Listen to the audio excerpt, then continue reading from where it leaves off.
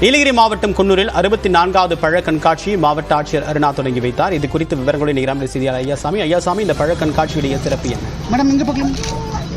Devapriyan, Coonoor Sims பூங்காவில் 64வது பழ கண்காட்சி இன்று தொடங்கியுள்ளது. இதனை மாவட்ட ஆட்சியர் அருணா அவர்கள் தொடங்கி வைத்தார். சுற்றுலா பயணிகளை மகிழ்விக்கும் விதமாக இந்த பூங்காவில் அதாவது 1.75 டன் எடையில் இந்த கிங்காங் உருவம் ஒன்று வைக்கப்பட்டுள்ளது. அதேபோல் இந்த குன்னூர் சிம்ஸ் பூங்கா தோன்றி 150 ஆண்டுகள் ஆனதை கொண்டாடும் விதமாக 150 பல வகைகள் இந்த கண்காட்சியில் காட்சிப்படுத்தப்பட்டுள்ளன.